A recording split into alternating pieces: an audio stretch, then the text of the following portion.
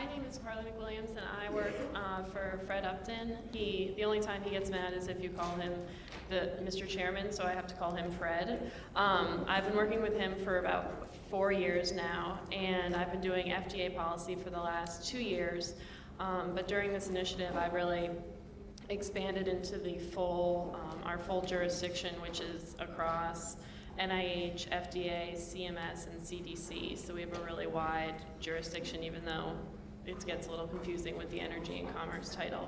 So I just want to go back. We started this initiative about a year ago, and it has been an enormous learning experience for all of us.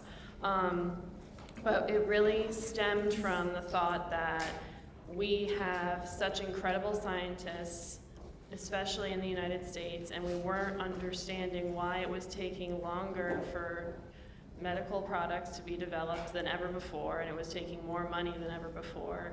And with the ability for scientists to communicate in a easier and less expensive way, the internet, and able to store more data, we were wondering why these new incredible resources weren't being tapped into as much.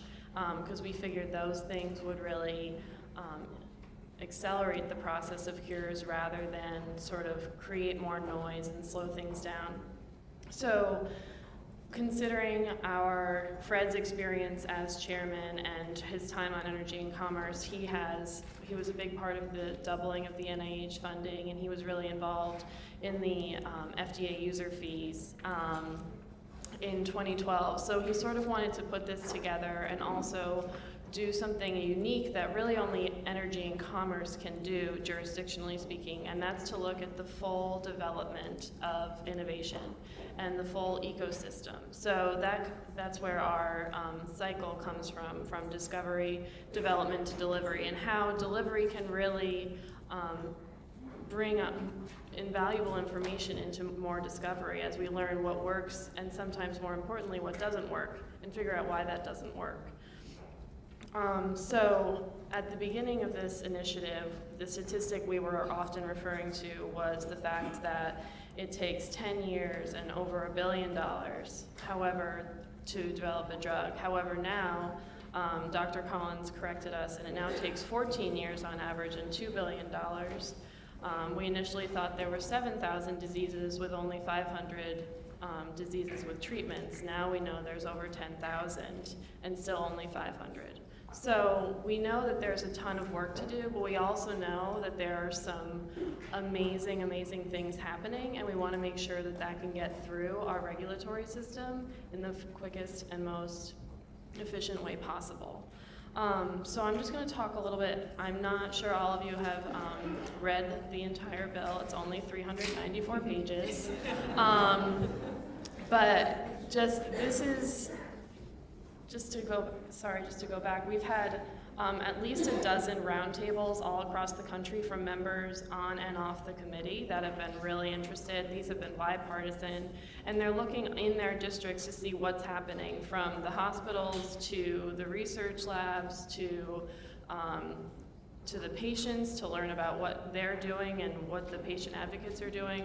We've learned some really amazing things about the power of the patient interaction, which is really a cornerstone of this legislation. So throughout that, we've also had 6 additional hearings, one of which was a joint hearing with our Communications and Technology subcommittee, just to talk about the intersection of these new technologies in the world of medicine and how we're going to deal with it, how we're going to deal with medical applications, how we're going to deal with interoperability, because if we're all going in different directions or in different circles, this isn't going to happen in a more efficient and effective way. And that's really the ultimate goal. Since then, we've had a lot of listening sessions, we've had a lot of meetings, and we produced this piece of legislation, which is really just the first step in the legislative process. It's, step 100 in our actual cures process.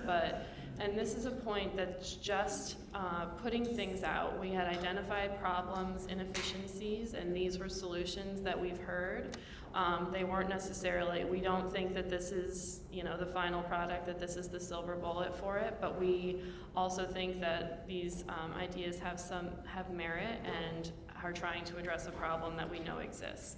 So right now we're trying to get as much feedback as we can so that when we do get another draft out and go through the committee process, which will be a legislative hearing followed by a subcommittee markup and then a full committee markup, and then we'll go through the House floor. Regular order, transparency, and bipartisanship is a really important thing for Fred and Ms. Daggett, who is the co-sponsor on the Democratic side. So all of these things considered, your input is really invaluable, and now is a really great time for you to help us educate people to understand why this is important and why these 14-year development processes need to be shorter and why this makes a difference in lives. It gets very weedsy and very technical very fast, and people are very quick to go into their silos to say, you know, what does this random CMS provision have to do with all of this? But as many of you know, probably all of you know, that it's all very interconnected. It all matters. And we need to make sure that we're all rowing in the same direction, and people can't just look at the narrow anymore. We need to look holistically, and that is what this initiative is really about.